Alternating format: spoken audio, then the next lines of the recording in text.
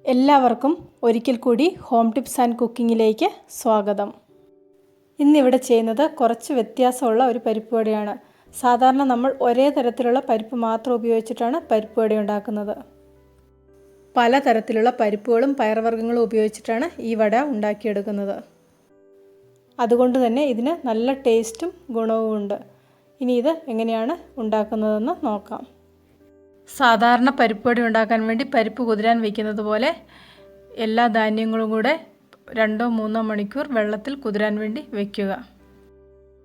ആദ്യത്തെ സെറ്റ് അരയ്ക്കുന്നതിൻ്റെ കൂടെ ഒരു ചെറിയ കഷ്ണം ഇഞ്ചി ചെറുതായിട്ട് മുറിച്ചതും 3 വറ്റൽമുളകും കൂടെ ചേർത്ത് കൊടുക്കാം. എരിവ് കുറഞ്ഞ തരത്തിലുള്ള വറ്റൽമുളകാണ് ഇവിടെ ചേർത്ത് കൊടുക്കുന്നത്. ഇതിന് പകരമായിട്ട് പച്ചമുളകോ മുളക് പൊടിയോ ഉപയോഗിക്കാം. ഈ ധാന്യങ്ങളെല്ലാം കൂടെ 2 കപ്പ് അളവാണ് എടുത്തിരിക്കുന്നത്. ആദ്യത്തെ സെറ്റ് കുറച്ച് ഉപ്പും കൂടെ ചേർത്ത് ഒരുവിധം നന്നായിട്ടൊന്ന് അരച്ചെടുക്കുന്നുണ്ട്. വീഡിയോ ശ്രദ്ധിച്ചിട്ടുണ്ടെങ്കിൽ പാകം മനസ്സിലാകും. ഇഞ്ചിയും വറ്റൽമുളകും അരയുന്ന രീതിയിലാണ് ആദ്യത്തെ സെറ്റ് അരച്ചെടുക്കുന്നത്.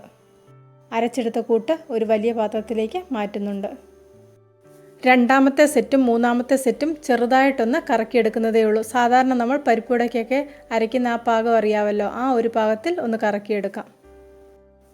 ഒട്ടും വെള്ളമില്ലാതെയാണ് ഇത് അരച്ചെടുക്കുന്നത്. ഇതിലേക്ക് കുറച്ച് സവോള അരിഞ്ഞതും കൂടെ ചേർത്ത് കൊടുക്കുന്നുണ്ട്. ഒരു ഇടത്തരം സവോളയാണ് ഇതിലേക്ക് ചേർത്ത് കൊടുക്കുന്നത്. കുറച്ച് കറിവേപ്പില ചെറുതായിട്ട് അരിഞ്ഞതും ഇതിലേക്ക് ചേർത്ത് കൊടുക്കാം.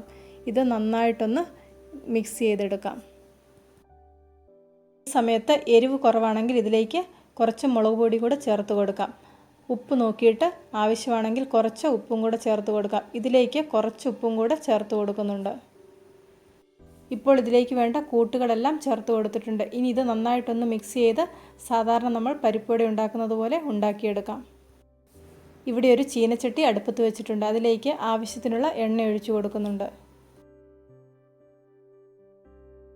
ഇനി ഈ അരച്ച് വെച്ച കൂട്ട് കയ്യിൽ കുറച്ച് വെള്ളം തൊട്ട് സാധാരണ നമ്മൾ പരിപ്പ് വട ഉണ്ടാക്കുന്ന ആ ഒരു ഷേപ്പിൽ ഉണ്ടാക്കിയെടുക്കാം.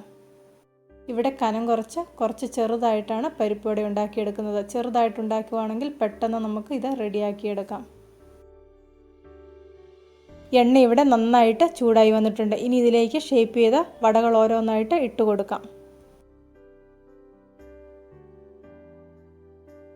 വടകൾ ഇട്ട് കൊടുക്കുന്ന സമയത്ത് തീ കുറച്ച് കൂട്ടിയിട്ടാണ് ഇടുന്നത്. അതിനുശേഷം തീ കുറച്ചിടുന്നുണ്ട്.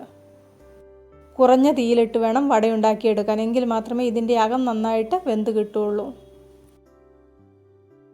ഇടയ്ക്കൊന്ന് തിരിച്ചും മറിച്ചും ഇട്ട് കൊടുക്കാം.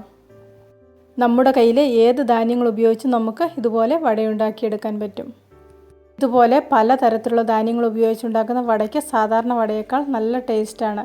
എല്ലാവരും ഒരു പ്രാവശ്യം ഇതുപോലെ ഉണ്ടാക്കി നോക്കണം. നിങ്ങൾക്കിതിൻ്റെ ടേസ്റ്റ് നന്നായിട്ട് ഇഷ്ടപ്പെടും. ഇന്നത്തെ ഈ റെസിപ്പി ഇഷ്ടപ്പെട്ടെങ്കിൽ ലൈക്ക് ചെയ്യണം, നിങ്ങളുടെ അഭിപ്രായങ്ങൾ അറിയിക്കണം, ഷെയർ ചെയ്യണം. കൂട്ടത്തിൽ ചാനൽ സബ്സ്ക്രൈബ് ചെയ്യാനും മറക്കണ്ട. സബ്സ്ക്രൈബ് ബട്ടൺ ക്ലിക്ക് ചെയ്യുമ്പോൾ റൈറ്റ് സൈഡിലായിട്ട് ഒരു ബെല്ലൈക്കൺ വരും. അതും കൂടി ഒന്ന് ആക്ടിവേറ്റ് ആക്കിയെങ്കിൽ മാത്രമേ ഞാൻ ഓരോ വീഡിയോയും അപ്ലോഡ് ചെയ്യുമ്പോൾ നിങ്ങൾക്കതിനുള്ള നോട്ടിഫിക്കേഷൻ കിട്ടുകയുള്ളൂ.